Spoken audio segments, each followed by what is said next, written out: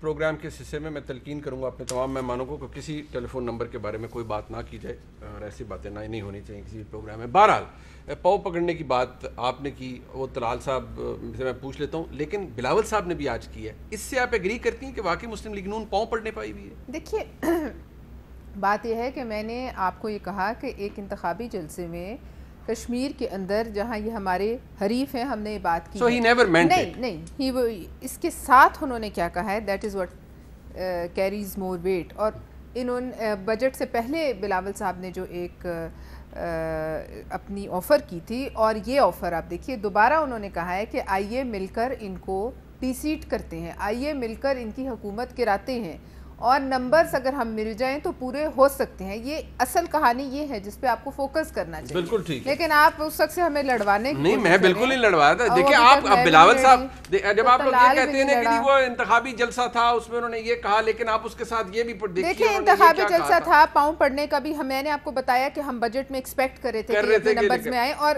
میرے خیال میں ان کو بھی پارٹی کے اندر ضرور کوئی نہ کوئی انہوں نے کیا ہوگا اپنے طور پر جو بھی فیصلہ ان ممبران کے خلاف جو اس طریقے سے غائب ہو گئے.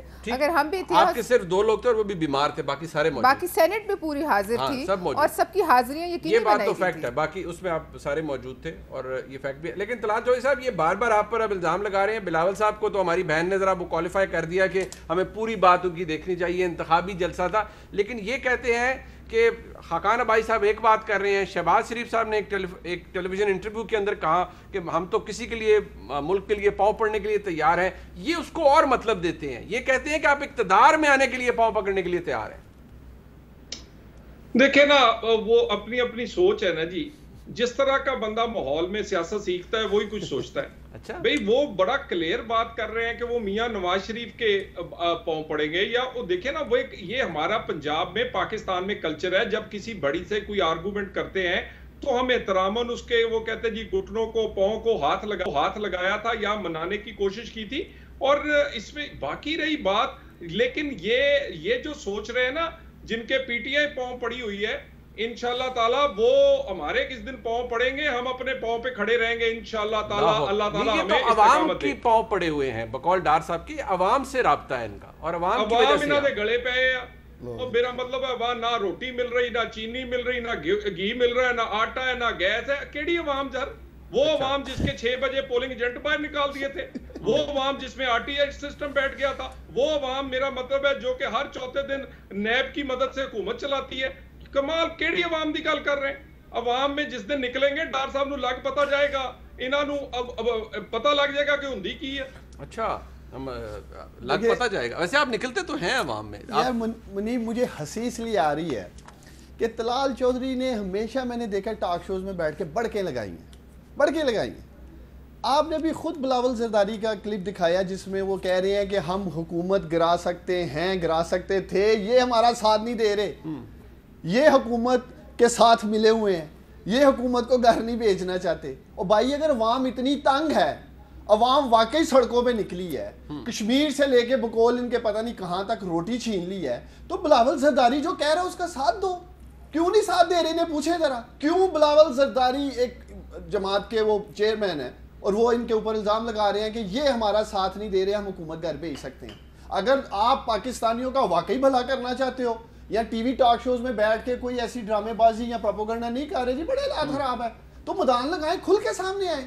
ایک جماعت کہتی ہے جی یہ ساتھ نہیں دے رہے, دوسرے کہہ رہے ہیں جی ہم ایسے نہیں, ایسے چاہتے ہیں نیکسٹ الیکشن تک یہ رہے. کھل کے چوہدری صاحب یہ آپ لوگ کھل کے پھر بات کریں نا, سامنے آ جائیں. یہ اس طرح یا نکالنا ہے تو پھر نکالیں عمران خان صاحب کی حکومت کو, اگر آپ اتنا ہی تو آپ کو لگتا ہے کہ آپ نکال سکتے ہیں. دیکھیں منیب صاحب, میری گزارش پتہ کیا ہے, یہ تھوڑے دنوں تک پی ٹی آئی اور ڈار صاحب نے کیا کرنا ہے, ایک ہاتھ سے کہا کرنا عمران خان زندہ باد, دوسرے کہنا زرداری پائندہ باد. اس طرح میرا مطلب ہے یہ سارے آپ پرانے پہلے بھی لیتے رہے ہیں. دیکھیں گزارش سن لیں, میں آپ کو دوبارہ ذرا رزلٹ اناؤنس کروا دوں.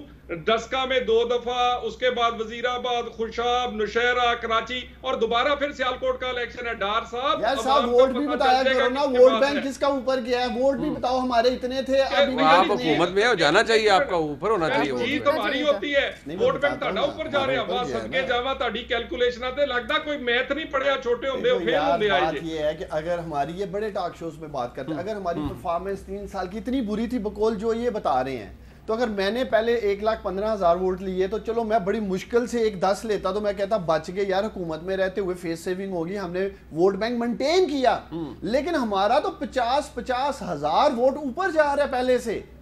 تو یہ جو باتیں کرتے ہیں ڈسکا میں جو ہوا ہے وہ آپ کا انڈیپینڈنٹ نہیں، میری بات سنیں، ٹھیک ہے ڈسکا میں جو ہوا ہے وہ تو انڈیپینڈنٹ کینڈیڈیٹ تھے جو پارٹی والا حال جیسے خوشاب میں 235 ملی صاحب کے ساتھ مل کے ڈسکا میں تو سب کو پتہ ہے نا. دے سکتا ہے اس سے زیادہ وہ تو پھر تو میں سب ٹورڈ دی اینڈ ایک منٹ منیب صاحب ان کو کراچی بھی یاد کروا دیں. چلو یار بگڑے اور سیالکوٹ 28 جولائی کو بھاگنے نہیں ہے وہاں سے، سیالکوٹ لگ رہا ہے میدان 28 جولائی کو. نہیں پھر 28 جولائی کے ان کا جو وہاں امیدوار ہے اس کو تو کوئی چارپائی نہیں دے رہا گاؤں میں بیٹھنے کے لیے. وہ اتنے حالات خراب ہوئے ہوئے، ان سے پوچھیں نا، وہاں یہ منہ چھپاتے پھر رہے ہیں سیالکوٹ 70 میں بھی ہوتا چارپائیاں اور روزانہ ڈبوں میں جا کے ووٹ روزانہ ایک اپلیکیشن دے دیتے ہیں. اسی طرح پہ وہاں ہوئے نا کراچی میں چھٹے کے 7ویں نمبر پہ آئے ہیں، نیچے سے اول آئے ہیں، یہ کر دیا روز اپلیکیشن دے رہے ہوتے ہیں. حکومت جو آپ کی لال صاحب کھل کے الیکشن لڑو سیالکوٹ میں کی شیر بنو. نیچے سے اول آئے، نیچے سے اول آئے، اس سے بھی خوش ہیں.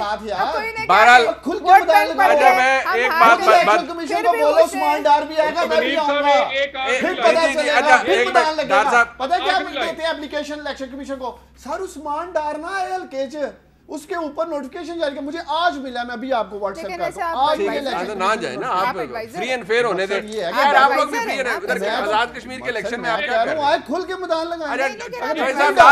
صاحب لاسٹ ورڈ. منیب صاحب جی آیا نو 100 بسم اللہ، یہ وزیر بھی رہے اور حلقے میں بھی آئے، وہی خوش ہوئے گا جو آگے ڈسکا چوئے. اور دوسری بات، ان کو امیدوار نہیں ملا، وہاں سے فردوس عاشق وان بھاگی، انہوں نے ایک بچہ دیا ہے. اب ہم نہیں چاہتے زیادہ زیادتی کریں، اور ان کے پاس تو اپنے امیدوار نہیں ہے. اسی لاپتہ دواں اللہ دی مہربانی دے نال تے سیالکوٹ دے ووٹاں دے نال انہاں کو تکڑے ہو کے اور میں بھی اوتھے آواں گا. بالکل ٹھیک ہے، ٹھیک ہے، ٹھیک ہے، بہت بہت شکریہ. لیکن میں پروگرام ختم کرتے سے بتا دوں یہ لاہور ہائی کورٹ کا ججمنٹ ہے، ڈیٹیل ججمنٹ ہے خواجہ آصف صاحب کی بیل کا. اسے پڑھنے کے بعد آپ ایک نتیجے پہ پہنچتے ہیں کہ نیب کے اندر جو پوری کارروائی ہوئی جس میں بڑی کاوش تھی عثمان ڈار صاحب کی، یہ کبھی نیب گئے، کبھی ایف آئی اے کے پاس گئے، کبھی بشیر میمن صاحب کے پاس گئے، یہ سارا پلندہ لے کے ہر جگہ گئے، لیکن خواجہ صاحب کے خلاف جو سپریم کورٹ کا فیصلہ تھا اس کے اندر 2-3 فیکٹس بڑے واضح تھے اور لاہور ہائی کورٹ کی ججمنٹ میں وہ ریپروڈیوس ہوئے ہیں. جو الزام تھا خواجہ آصف صاحب پر، عدالت نے لکھا ہے کہ نہ ہی کرپشن ہے، نہ ہی کچھ ایسا ہے کہ انہوں نے اپنے کسی اثر رسوخ سے یا اپنے کسی عہدے سے کوئی فائدہ اٹھایا ہے، اور نہ ہی بقول اس ججمنٹ کے، بہرحال ٹرائل کا فیصلہ بھی ہونا ہے. اس ججمنٹ میں جتنا بھی لاہور ہائی کورٹ نے ٹچ کیا ہے، انہوں نے یہ بات لکھی ہے کہ خواجہ آصف صاحب کے جتنے بھی ایسٹس ہیں وہ ویلڈلی ڈکلیئرڈ ہیں اور کوئی ڈسپروپورشنیلٹی نہیں ہے ان کی. نیب کے اوپر سوال ہے جی، پھر ہم کو بات کرتے ہیں تو نیب کو برا لگ جاتا ہے. یہاں پر کمپٹنس کا بڑا سیریس پرابلم ہے. I am sure chairman NAB دیکھ رہے ہوں گے، ان کو یہ ججمنٹ ضرور پڑھنی چاہیے اور سوچنا چاہیے کہ ان کے آئی اوز کیا کرتے ہیں نیب کے اندر بیٹھ کے.